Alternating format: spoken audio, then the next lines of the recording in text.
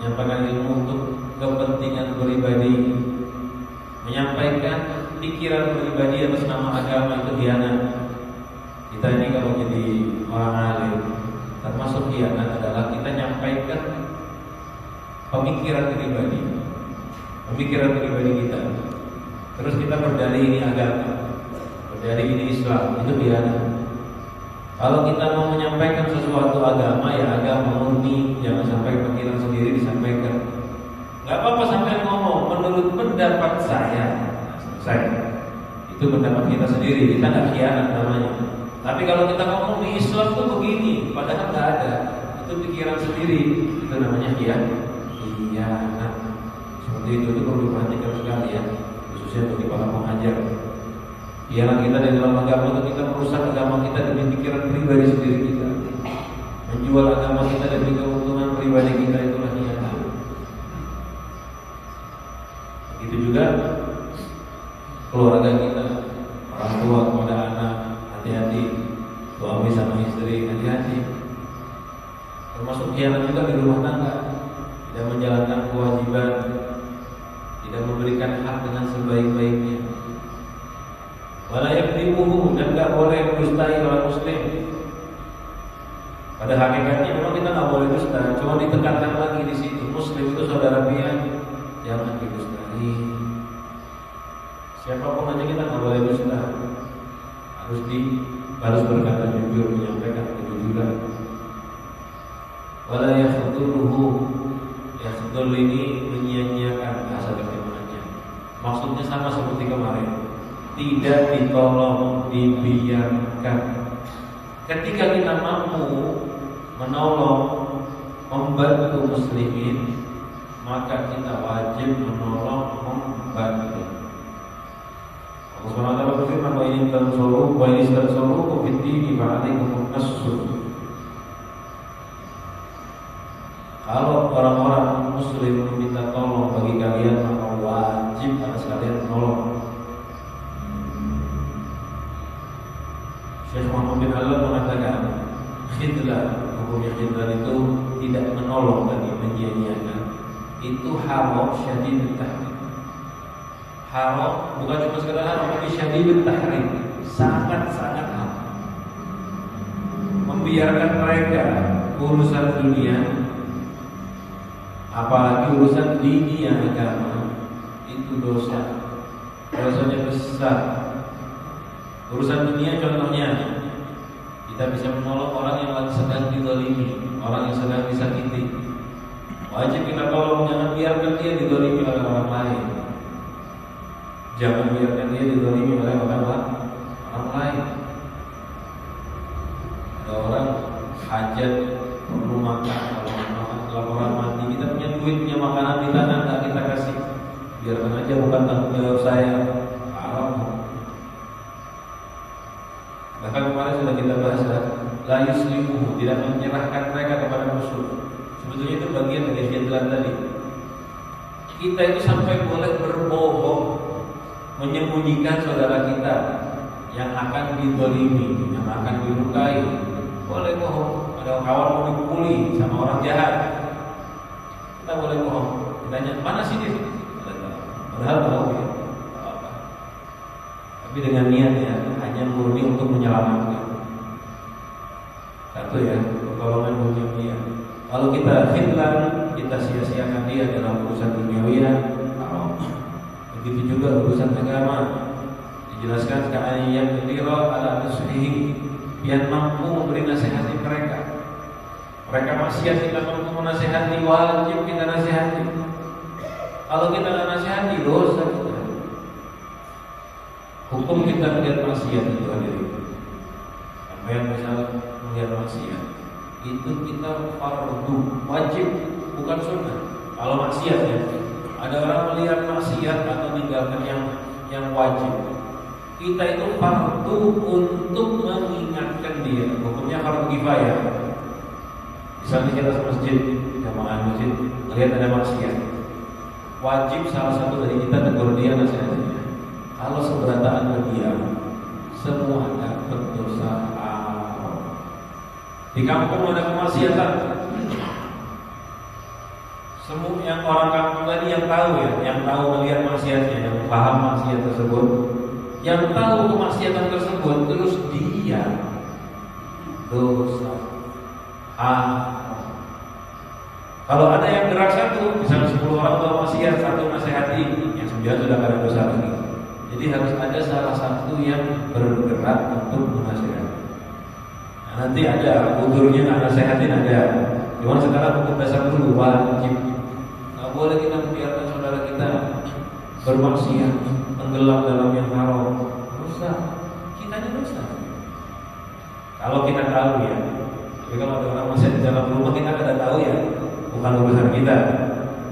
Kalau kita tahu, ya, ini dia apa tugas dan tanggung jawab kita bagi muslim. Ini salah satu maksiat yang banyak tersebar.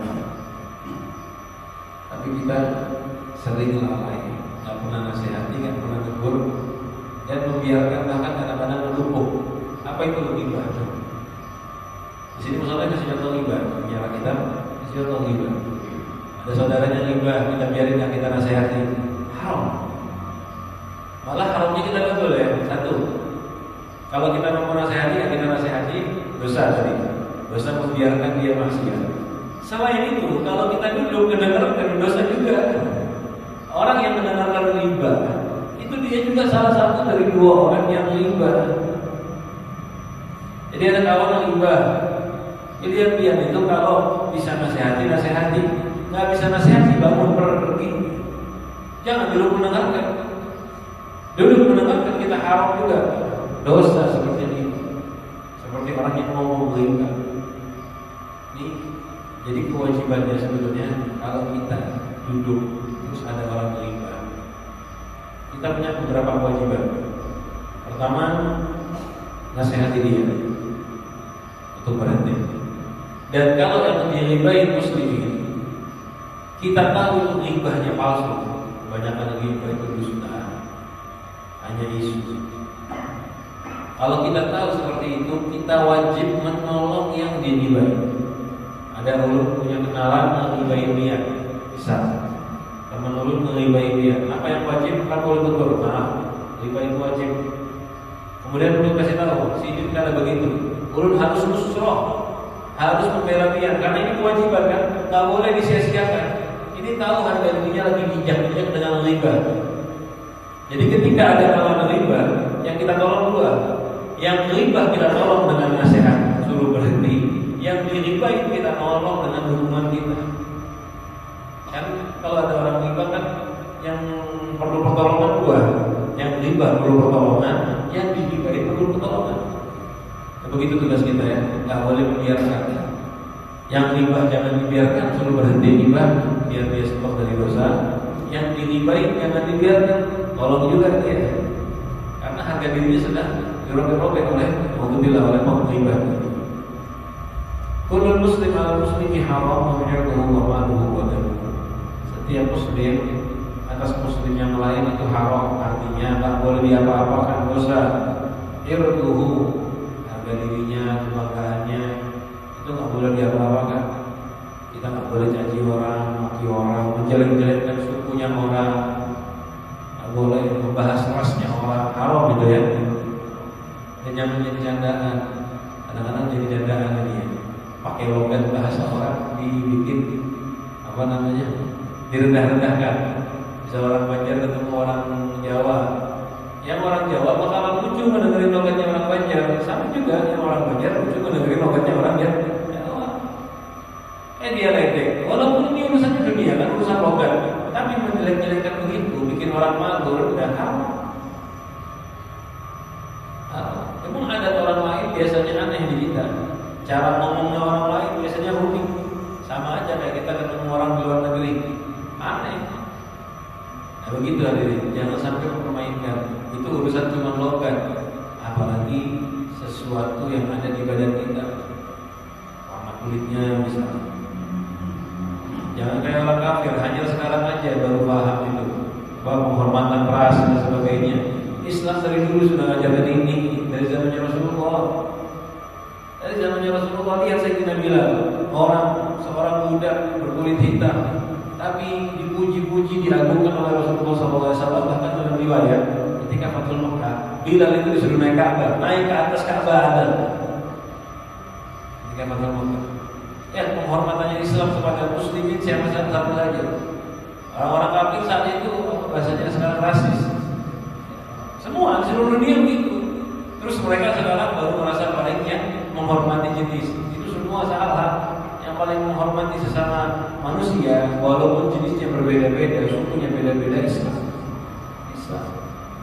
Islam mengajarkan itu, bukan Islam agamanya Rasulullah saja ya. Islam dari agama sebelum Nabi Muhammad, Nabi Musa, Nabi Isa, mereka semua mengajarkan kesetaraan. Orang-orang kafir yang tidak mau itu.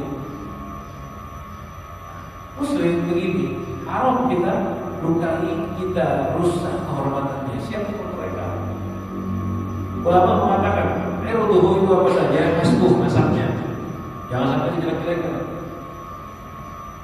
Kemudian kebanggaannya, apa yang bisa dia banggakan? Bukan orang bangga sombong, bukan ya. Namanya manusia itu kan ada yang dia banggakan. Memang dia nggak pamer, bukan yang dia pamer. Orang satu belum orang ini, belum begini. Udah jangan dicaci dimaki.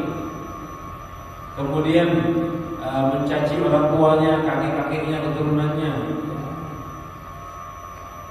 Nah ini di sini perhatikan ya, Rasulullah SAW menghargai, menghormati Muslim.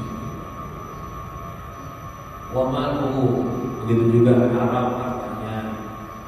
Sudah kita bahas sebelumnya, haram dipakai tanpa izin, haram diambil dicuri. Wadamu, apalagi darahnya dilukai, ya. Usaha paling besar dalam agama Islam itu dibunuh salah satunya. Bahkan sebagian ulama mengatakan tidak bisa bertaubat. Sudah kita bahas ya di akhir bagian awal kemarin di syarah ya, di akhir juz 1. Lalu Rasulullah mengatakan, "At-taqwa hahuna." Takwa ada di sini. Sambil memberi isyarat kepada tadinya. At-taqwa hahuna. Beliau memberi isyarat kepada dadanya. Takwa ada di sini. Ini kita sudah tahu semua arti takwa. Wajib perintah menjauhi larangan. Juga bisa diartikan di sini takwa itu takut kepada Allah. Kenapa? Apa hubungannya? Sampai bahas dia. Muslim, atas Muslim haram harga dirinya, harganya, darahnya. Takwa ada di sini. Lalu Rasulullah menyebutkan bihas diberi minasyari ayat kira afal Muslim.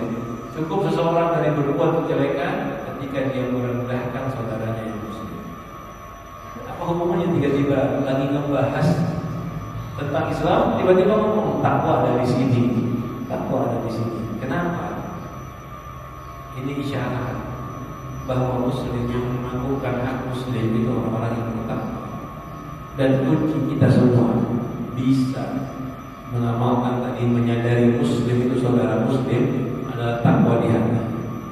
Kalau di hatinya belum ada takwa, belum takut kepada Allah, mau dijelaskan macam manapun kehormatan Muslimin, dia tak akan takwa, dia tak akan mengamalkannya, akan lalai.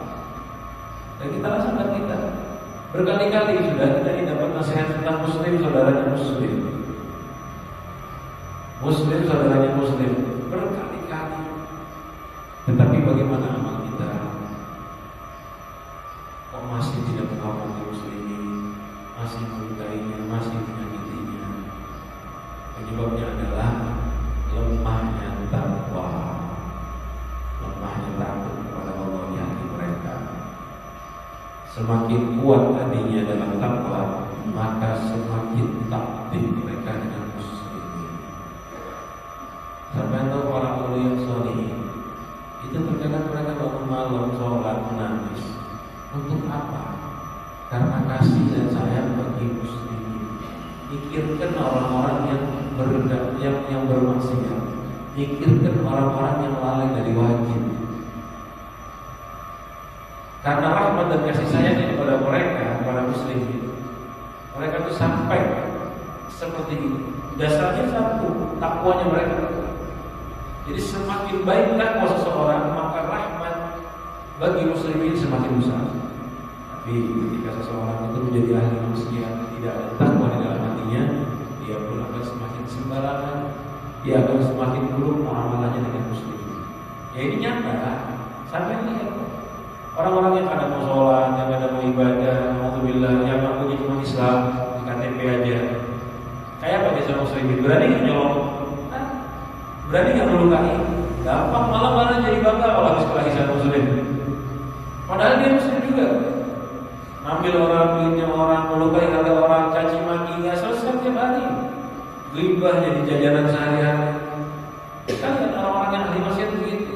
Semakin lemah takwa di dalam hati, semakin lemah pula kesadaran mereka bahwa muslim adalah saudaranya. Semakin lemah takwa di dalam hati, semakin sedikit juga kesadaran mereka muslim adalah saudaranya. Sama kayak orang kafir. Orang kafir atau muslimin apa? Nggak ada yang bersaudara. Kita mati pun malah sama mereka. Sama kayak orang Yahudi kan begitu. Harapannya mereka malah muslimin habis, yang tersisa mereka. Karena nggak anggap ini manusia, nggak anggap ini orang apa yang sejalan dengan mereka. Nah, begitu juga orang-orang yang lemah iman. Namun bilang, semakin lemah imannya, semakin lemah takwanya di dalam hati mereka, semakin benci kepada muslimin. Dan bencinya mereka kepada muslimin rusak juga imannya, jadi tambah rusak. Ini timbal balik. Namun bilang bisa menyebabkan meninggal dalam keadaan sulul. Jadi dari dulu kita tuh sering dengarkan orang kafir nyaji muslimin, nyaji muslimin. Tapi alhamdulillah di akhir zaman banyak orang yang ngaku Islam tapi benci kepada Islam. Banyak ngakunya Islam tapi benci kepada Islam. Dan ini kita lihat di mana-mana.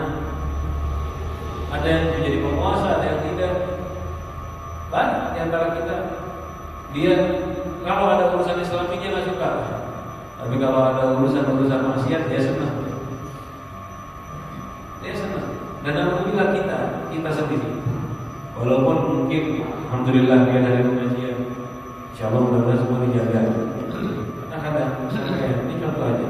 Sampai disetelkan film, bisa hal-hal remeh. Disetelkan film. Film Islami sama film superhero bisa asik kan mana nontonnya? Sama film drama atau film-film yang asik. Kadang-kadang kita lebih condong lebih asik melihatnya bukan gaya-gaya Islam, karena memang seru. Itu terjadi enggak di hati kita sudah kurang takwanya, soalnya kita lebih condong kepada orang di luar Islam. Dan kadang-kadang bikin kebijakan, bikin aturan yang melemahkan Islam, yang membuat Islam itu sulit berkembang. Bukannya membantu biar Islam itu tambah berkembang, malah dia rendahkan. Dan ini kelihatan di seluruh pemimpin dunia. Banyak pemimpin-pemimpin yang mau memimpin Islam, ngakunya raja Islam, ngakunya ini Islam, tapi dia bikin aturan malah yang melemahkan Islam, mempersulit muslimin. Itu tanda di hatinya nggak ada takwa kepada Allah atau sangat lemah. Nah, kita lihat diri kita, apakah di hati kita kuat atau tidak takwa. Satu amal yang bisa memperkuat kesadaran kita bersaudara sesama muslimin adalah dengan memperkuat takwa. Ya, sebagai Indonesia cukup seseorang berbuat jelek. Apa itu ayat dirahmat Allah muslim? Merendahkan saudaranya yang muslim. Jadi bahasa jihad sebagai Indonesia itu kalau diartikan begini. Cukup sudah seseorang itu jelek. Cukup jelek seseorang. Artinya oh sini udah cukup dah. Asal kita begitu. Artinya udah kelewatan. Udahlah dia sudah benar-benar jelek. Cukup jelek. Kapan itu? Ketika ihtikar, merendahkan saudaranya yang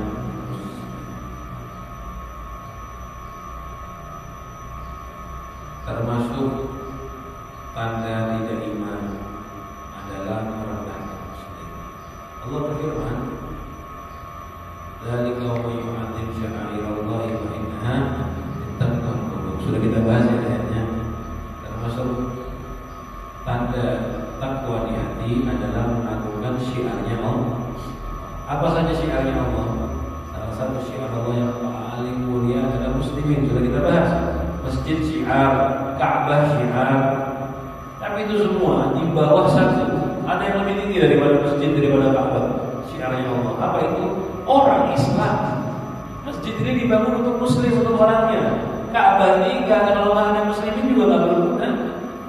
Bahkan kemuliaan muslimin lebih tinggi daripada kemuliaannya Ka'bah. Paling mulianya syiar Allah adalah orang Islam. Ketika kita merendahkan mereka, cukup sudah kita melakukan dosa yang besar. Tidak ada penghormatan kepada Allah di dalam hatinya. Wa huwa min a'zami dzunubi wal jaraim. Termasuk paling besarnya dosa dan kejahatan merendahkan yang diagungkan oleh Allah. Biasanya ini orang yang merendahkan muslimin pasti orang sombong. Karena mungkin kita merendahkan orang lain kalau kita merasa lebih hebat. Rasulullah SAW bersabda, orang yang seperti ini akan masuk surga.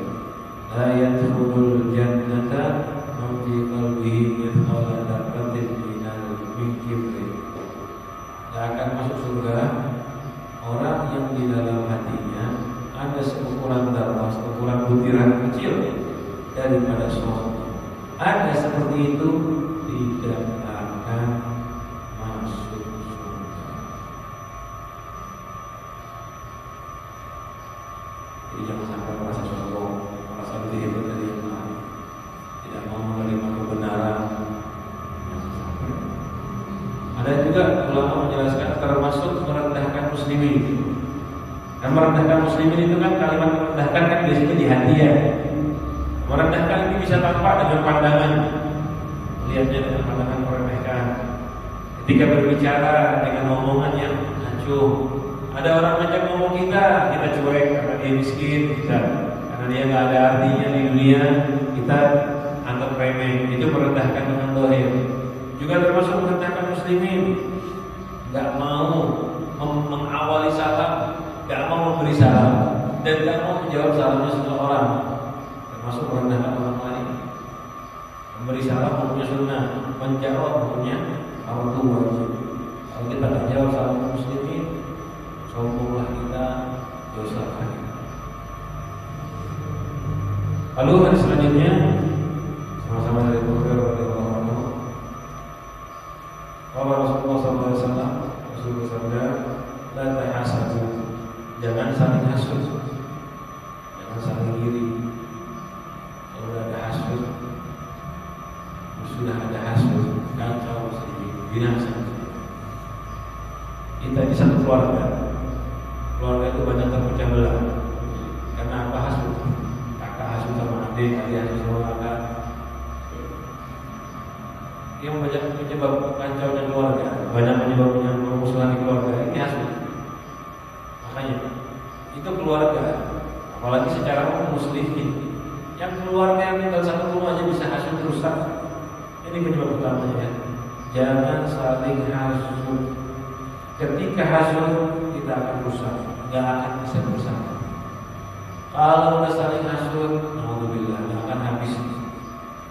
Terus meningkat permusuhannya sampai bunuh-bunuh,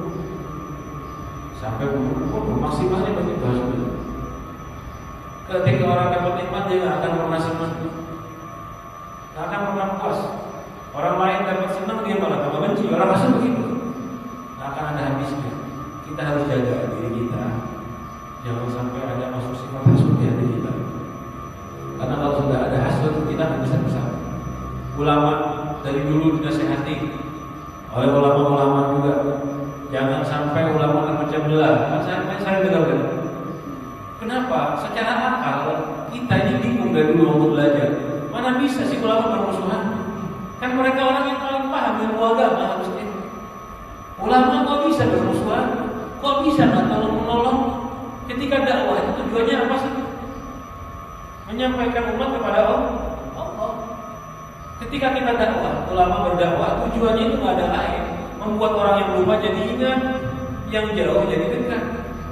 Lah kalau ada ulama lain membantu, kenapa harus iri? Kenapa harus marah? Kenapa harus benci?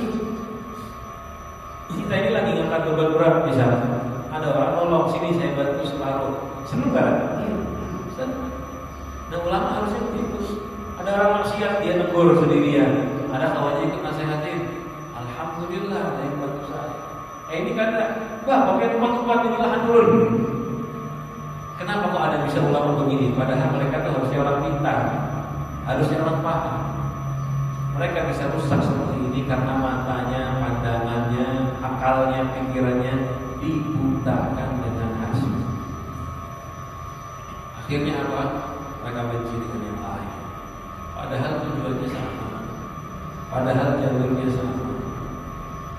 Sama-sama mengingatkan manusia untuk taat kepada Allah. Aneh.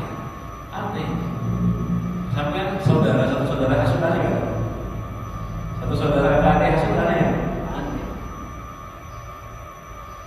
Ulama lebih aneh lagi, padahal mereka berilmu. Tapi kalau kita baca kitab Imam Ghazali banyak ketika membahas hasud, intinya ulama, maksudnya membahasnya ulama. Kok bisa ya ulama? Padahal orang awam harusnya yang diserang. Jadi memang orang awam dibahas banyak yang hasud, tapi hasudnya ulama lebih berbahaya. Karena kalau ulama hasud, yang awam ikut tiru. Karena ulama itu contoh. Penyebabnya mereka bisa hasud, apa bisa berpecah belah ulama itu dari hasud. Makanya Rasulullah jangan hasud, jangan hasud. Wala tanajashu, dan jangan saling najis. Najis itu kalau jual beli, ya ini juga bagian dari hasud atau bagian dari kejahatan, kecurangan. Najis ini begini, dia mau beli barang berapa? 10.000 yang jual bilang, ulun datang, ulun bayarin 20.000. Tujuan ulun kadang mau beli, cuma biar harganya jadi lebih mahal. Akhirnya dia mau beli 10.000 pertama, ulun bilang ulun 20.000, naiklah biar, padahal 30.000, yang bilang 30.000 pergi. Karena ulun memang nggak mau beli, cuma mau buat dia beli lebih mahal, paham ya? Kayak lelang kan begitu. Cuma lelang yang dimaksudkan di sini tujuannya dia nggak mau beli, memang main-main, sengaja pura-pura menawar biar harganya tambah naik. Itu yang disebut dengan najis. Jadi sengaja tambahi harga untuk menipu pembeli. Ajilah mau beli barang, Ustaz. Ustaz jual 100.000. Lu datang, lu jadi pembeli 150.000, bagus di barangnya. Padahal lu kan mau beli. Akhirnya Sidin karena tahu harganya dinaikkan sampai 10.000, Sidin lu naikin juga 200. Nah itu lu namanya melakukan itu najis. Memang najis ini haram hukumnya. Kalau saya menjual barang, nah ini khilaf mas. Lu menjual handphone. Ayah mau beli handphone ini siapa? Berapa harganya? Siapa yang mau beli yang harga paling mahal lu jual? Kalau orang bilang lu bayar 1 juta kan? Satunya lagi bilang, wah kalau lu 2 juta lu bayarin. Ini lain cerita. Walaupun kurang baik ya, walaupun kurang baik. Karena dengan menawarkan begitu, saya buka kesempatan orang untuk saling menjatuhkan harga, untuk menaikkan harga. Jelas ya gambarnya ya? Dulu yang menjual, siapa yang membeli ini? Berapa harganya? Silahkan biar tawar. Kan banyak orang menjual begitu. Yang pertama bilang, kalau lu bayar 1 juta, orang bilang, kalau 1 juta. Satunya bilang, lu 2 juta. Nah ini lu cocok, lu kasih. Nah ini gak ada masalah. Ya memang kayak lelang. Tapi kalau melakukan ini, yang ini yang tadi yang halal ya, melakukan ini mengefekkan, biasanya pastilah sebabnya lelang itu sebab menyebabkan orang saling adu. Nah kita ini kayak ngasih jalan buat orang, ayo yang mau beli ini siapa? Harganya kesalahan penawaran tertinggi ulun terima. Berarti ulun seakan-akan ngasih jalan dia untuk melakukan bai'in najis, untuk jual beli dengan cara menjatuhkan harganya kawan. Satu bilang 1 juta, satunya bilang 1 juta setengah. Menjatuhkan tidak? Aku kasih jalan di sini, ulun memberi jalan. Kalau dia ingin menjatuhkan harganya orang lain, bukan niat membeli, cuma niat main-main, barulah terjadi najis. Tapi kalau nggak ada ya, makanya orang berhati-hati dengan bab ini. Mereka jaga jangan sampai melakukan perlelangan, karena kebanyakan lelang itu curang, kebanyakan lelang itu main-main. Ada kan lelang-lelang di internet, ada usaha pengobatan bagus. Karena untuk bilang kadang-kadang lelang ini masuk ke masjid. Hati-hati. Memang tidak semua lelang haram sekali lagi ya, tetapi bisa mengefekkan begitu. Malah kadang-kadang ada Islamic Muslim melelang barangnya orang soleh misalnya. Dilelang, ada yang menawar harga murah. Belum beli sekian. Oh ada murah benar, ayo siapa lagi yang mau naikkan? Ustadznya kalau begitu, haram. Karena sudah mempermainkan, membuat perubahan harga. Padahal laku harusnya. Ada yang membeli dengan harga sekian, ditipulah dia. Ada satu menaikkan harga biar harganya dinaikkan. Terus, kenapa nggak boleh najis? Satu, memang jual beli yang diharamkan, dan penyebabnya ini menyebabkan perpecahan muslim. Belum mau beli barang harga 1 juta, dia datang menawar harga 1,5 juta. Pada jadi dalam beli 1 juta karena dinaikkan harganya sama dia. Kira-kira perlu kayak apa? Kesal kan? Sudah belum tawar, sudah dapat, mereka dirubah, dirusak sama orang yang baru. Akhirnya jadi permusuhan. Sampai dijual beli itu banyak anak-anak haram. Penyebab haramnya itu menjaga agar muslimin tetap akur. Bisa terkait horor dilarang karena membuat permusuhan. Wala tadabaru, dan juga jangan saling wala tabaghadu, jangan saling memusuhi. Kalimatnya tabaghadu diartikan juga oleh ulama, jangan saling mendatangi sebab permusuhan. Bukan jangan memusuhi, jangan sampai mendatangi sebab permusuhan. Jangan membahas hal khilafiyah. Kalau mau membahas hal khilafiyah dalam fikih pelajaran tidak apa-apa. Tapi kalau membahas khilafiyah untuk berdebat dilarang sampai. Itu membahas agama ini. Sampai punya mazhab Syafi'i, ketemu orang Imam Malik. Sampai ngomong, oh di mazhab ulumnya begini, ngebahas begitu. Tapi bikin ribut, itu dilarang. Kecuali orang mau belajar, dijelaskan si mazhab Syafi'i begini, di mazhab Imam Malik begini, itu nggak apa-apa. Tapi kalau membahas khilafiyah bikin ribut, dilarang. Apalagi hal-hal yang sensitif kayak ziarah, tahlil. Itu hal-hal khilafiyah kayak gitu. Kalau kita punya ilmu, berdiam, nggak usah membahas. Memang ada yang mengatakan boleh, ada yang mengatakan tidak. Walaupun paling kuat ahli sunnah wal jamaah mengatakan boleh dengan aturannya. Ziarah boleh, sepakat dari dulu boleh. Yang nggak boleh itu kesalahan dalam ziarah. Kesalahan dalam ziarah kayak menyembah kubur, itu bukan ziarah namanya. Karena jelas, nggak ada di antara kita kalau kuburan menyembah, nggak ada. Ziarah itu sepakat boleh ahli sunnah wal jamaah. Tapi yang dilarang adalah kesalahan dalam ziarah dan seterusnya. Hal-hal khilafiyah macam ini jangan dibahas. Walaupun itu urusan agama, kalau dibahasnya dengan cara yang salah akan menyebabkan tabaghut, menyebabkan perpecahan. Makanya paling bagus penceramah itu kalau ceramah jangan menyampaikan sesuatu yang bikin orang ribut. Beli majelis bukannya muslimin bersatu malah lain. Kita yang harus sunnah wal jamaah pada caci yang lain. Ini juga yang lain kalau caci. Karena tugas kita itu menanamkan mahabbah sesama muslimin, walaupun beda mazhab, walaupun beda pendapat. Itu membahas fikih, apalagi membahasnya urusan politik. Ulama jangan sampai menyebabkan perpecahan. Ayo kita begini, yang nggak ikut kita berarti muslimnya nggak diragukan kan dengan begitu ya. Alasan dengan kepemimpinan, pilih pemimpin A, pilih pemimpin B, yang kada sama pilihannya dicurigai keagamaannya. Kan dulu begitu sering disebarkan itu. Ini ulama memecah belah umat.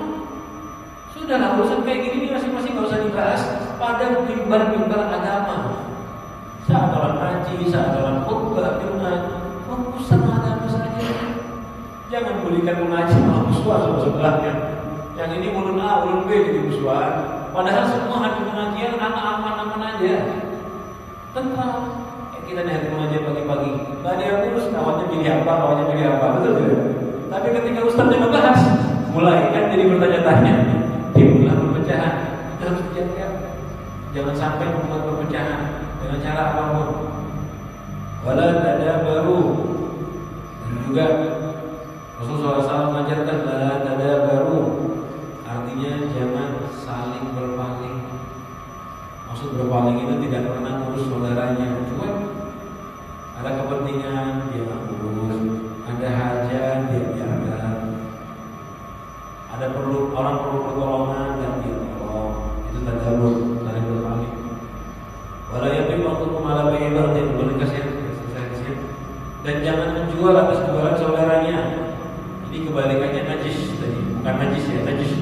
Kalau najis kan tiap mau beli ada yang nawar lebih tinggi. Ulun aja kan beli harga sekian, itu namanya bai'un najis. Ada lagi bai' ala bai' batil. Ulun menjual barang, ada pembeli. Ini harganya 1 juta. Dia datang, ulun aja kan 500.000. Nah, mirip ya, tapi ini dibalik. Kalau dia ulun aja kan yang beli, dibeli dengan harga lebih tinggi. Ini enggak, dia jual.